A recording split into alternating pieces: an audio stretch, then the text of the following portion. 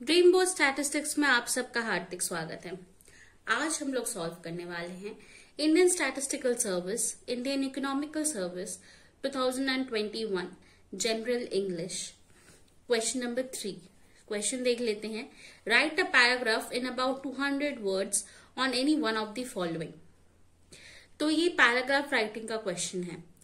मैंने पहले वीडियोस में how to write an paragraph उसका वीडियो दिया था।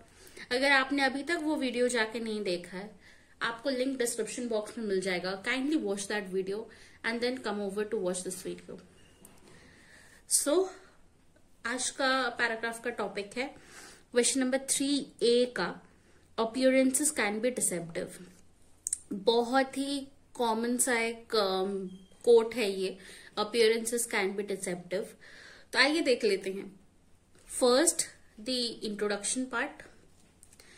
This proverb unearths a hidden truth, ironically, to the old one we were used to that had earlier said, face is the index of the mind.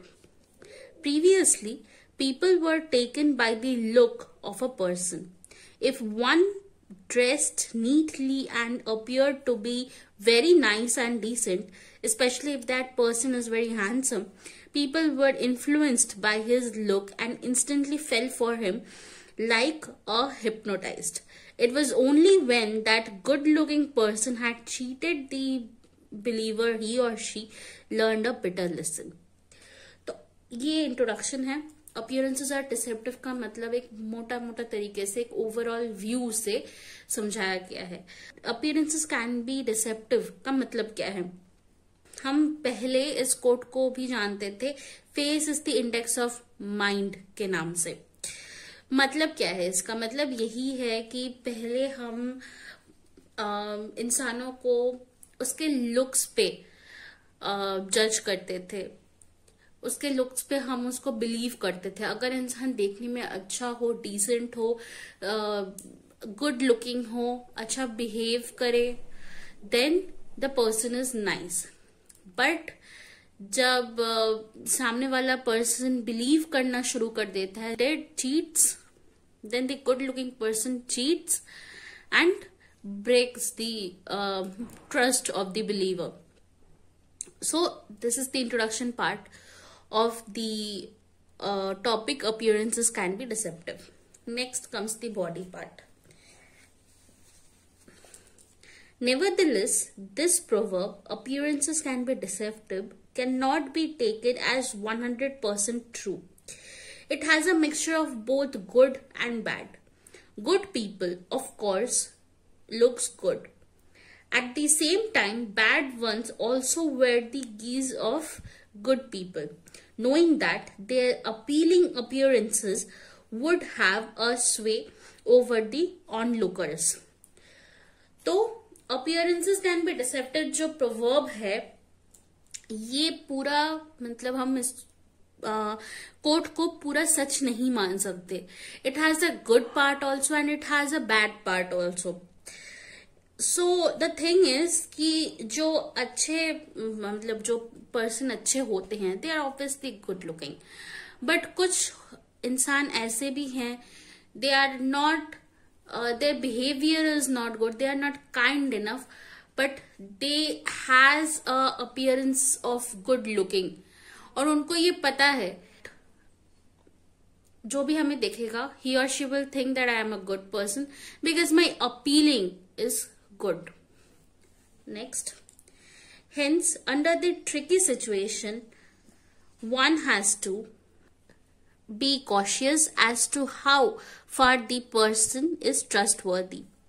By usual conversation, how that person reacts to different situation, what he or she laughs at that can betray his or her mental maturity, his anger, his kindness, his way of cracking jokes, how he behaves in the public, how he or she respects the fellow citizen as well the aged, how he or she spends money, and so on.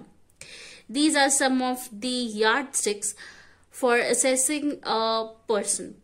Some decent looking people can also behave in an odd way, while some others though ugly looking, behaves very well. Therefore, it is not possible to judge a person by the external look. Body में यही समझाया गया है कि how should we be cautious of a stranger, कि वो इंसान अच्छा है या बुरा है. We should spend time by casual conversation.